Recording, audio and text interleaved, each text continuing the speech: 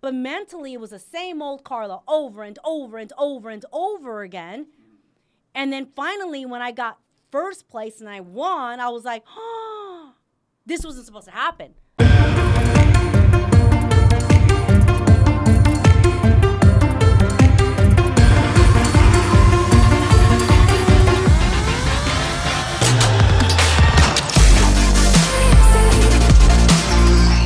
What's up, everyone? Carla Araujo. I love announcing that. Let me do that again. Carla Araujo. Let me do that again. Carla motherfucking Araujo. Oh my goodness. I am fighting a cold. I shouldn't have done that. Excuse me. Anyway. Oh my word. Okay, I think I'm good. Let me drink some water here. Whew, I'm fighting a cold. I tell you. My kiddo was sick. And she's like, Mom, I need a drink of your water. And my oldest kid, she said, Mom, she's sick, don't share waters with her. I'm like, oh, moms don't get sick, we're good. We're superwomen. Superwomen don't get sick. So I gave her a drink of my water, and 2 days later I woke up and I'm like, oh my gosh, moms get sick. So anyway, you know, I was in the kitchen this morning, funny story, and it got me thinking. I was in the kitchen this morning, and I was making my protein shake, and this is really odd. I love my protein with hot water in a shaker. That's just me. I know it's a little weird, but I love my protein shaker with hot water, and I fill it up about, I don't know, halfway, and half a cup or something, and I pour rice in there, brown rice, and I shake it up, and it's just so delicious. And I sprinkle a little bit of cinnamon in there and like a tablespoon of like salt. So it's great. I love that. That's my morning thing, and I'm shaking it up, and the top pop, and it never happened to me, but it did this time because I wasn't paying attention because my mind was somewhere else.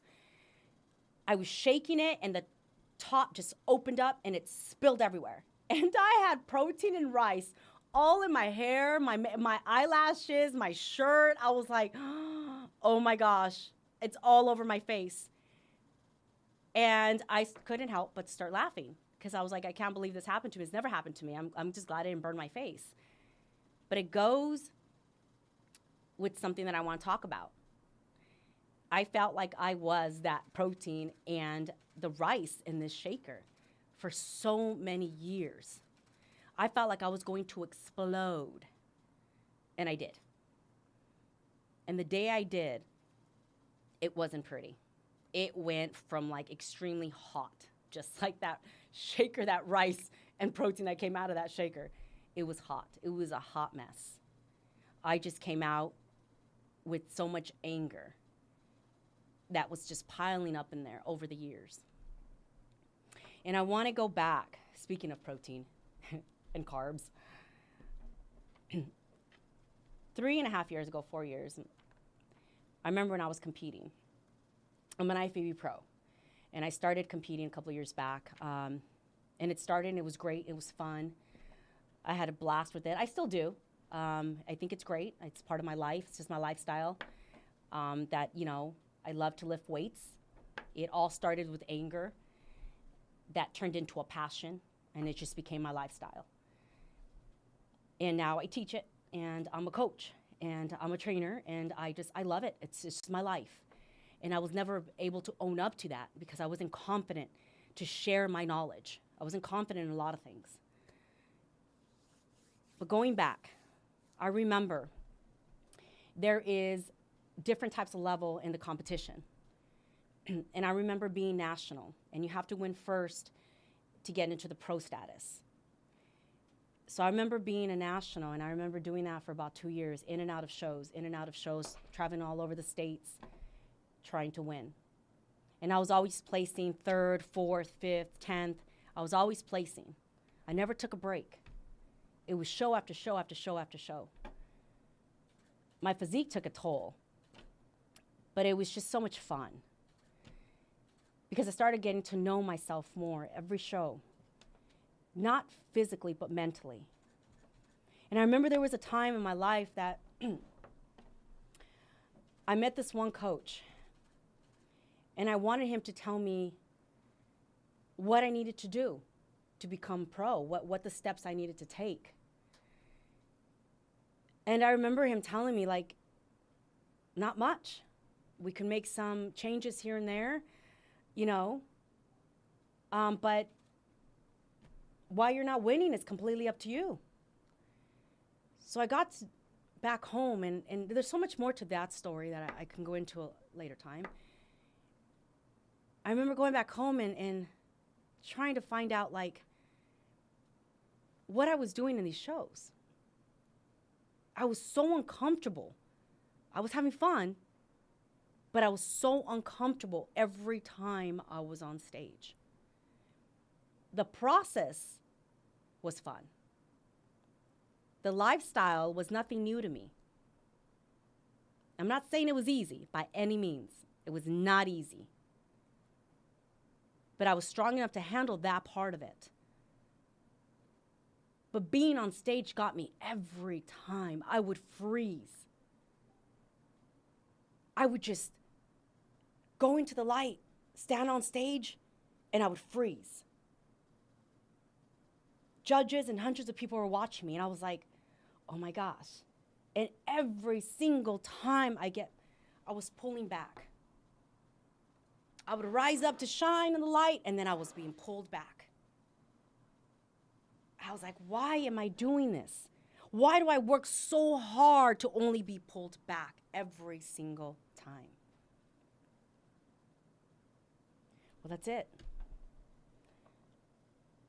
God was preparing me. He wasn't making me feel comfortable. God didn't want me to feel comfortable at all.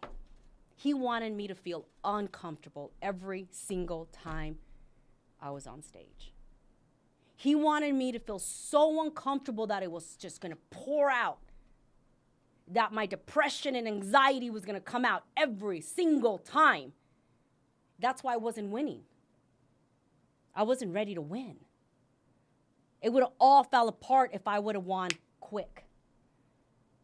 That wasn't the purpose. I kept going back to these shows. Something else drove me there. Something else was taking me every single time back to that X in the middle of the stage to stand there and just freeze. Because God is telling me, I'm going to put you there.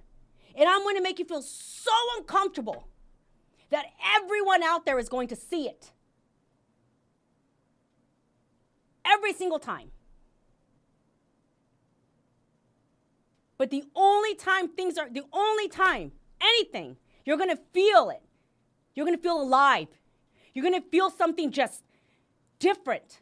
You're going to find your purpose. The day, Carla, you find out why you're on that X and why you are not comfortable enough to shine. Everybody saw me.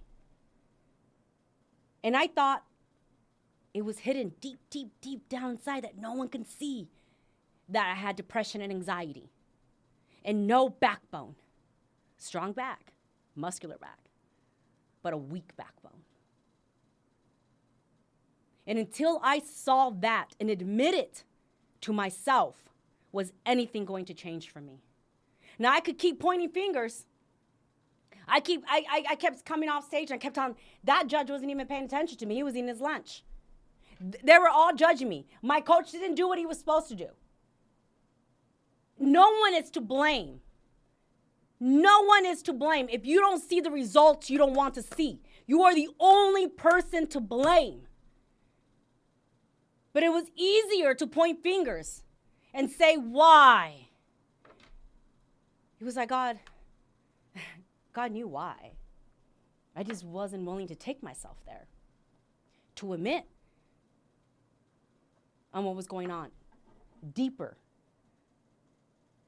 I thought nobody can see that part of me. So I was very much like that shaker. I was dying. I was wanting to explode. I just couldn't. Because I was like, this smile, my physique, everything's getting me by. Nothing inside should matter.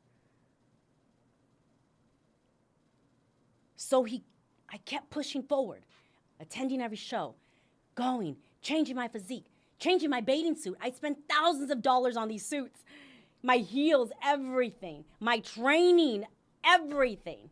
I kept pushing forward, kept pushing forward. But there was no way I was ever going to win because my enemy was so much stronger than I was. She was building over the years all that strength that she needed to pull me back. That enemy was me. It was me. I did that to myself.